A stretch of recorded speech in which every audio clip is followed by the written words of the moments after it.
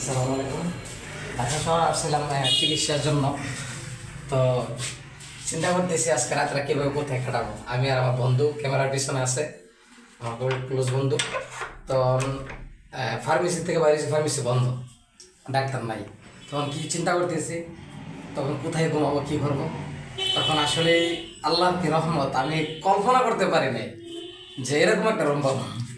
আসলে সত্য কথা যেটা, আমি আমার বন্ধু দুইজনের একজন আমরা কল্পনা করতে পারি যে এরকম একটা রুম পাবো। রুমটা একটু ঘুরে এসে দেখেন তো, দেখেন আসলে মোটামুটি আলহামদুলিল্লাহ রুমটার কত প্রাইস, এটা পরে জানলে আপনার অবাক হয়ে যাবেন।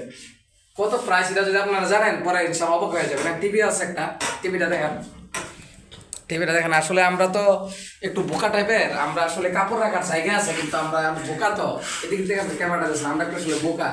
কাপড় রাখার জায়গা এই জায়গার মধ্যে আমরা কি করছি, ওই জায়গার মধ্যে দড়ি আছে, দড়িটা আনাইছি।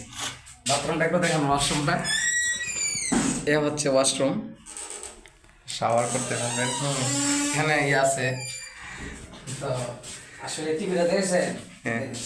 এখানে দুইটা চেয়ার আছে। কি সুন্দর একটা পরিবেশ। এদিকটা খুললে আপনার ঢাকা শহরের লালির বাতি দেখতে পাবেন। দেখেন কত সুন্দর, কি সুন্দর পরিবেশ। আপনারা যারা বিয়ে শাদী করছেন, যার আপনার হানি মনে আসলে এরকম একটা হোটেল নিয়ে নিয়ে সমস্যা নাই। আসলে শেষ ভিডিওটা বেশি বড় করার দরকার নাই। যে এলাকার আবার একটা দেখাই, একটা আয়না আছে, দেখেন কি সুন্দর একটা আয়না, দেখছেন? এই আয়না, যাতে আপনি চেহারা দেখতে পারবেন সুন্দরভাবে। আর বিশেষ করে হচ্ছে এই রুমটার প্রাইস হচ্ছে, আপনারা বিশ্বাস করতে পারবেন না, ঢাকা শহরের মধ্যে এবং কমলাপুর এই স্টেশনের থেকে একটু পুরো পশ্চিম দিকে রুমটার প্রাইস হচ্ছে 400 টাকা।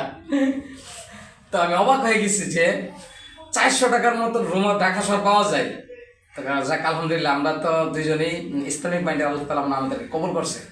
আজকে ঘুমাবো, ফজর নামাজটা করবো, তাদের জন্য দোয়া করবো। আপনারা ভালো থাকেন, সুস্থ থাকেন। আসসালামু আলাইকুম।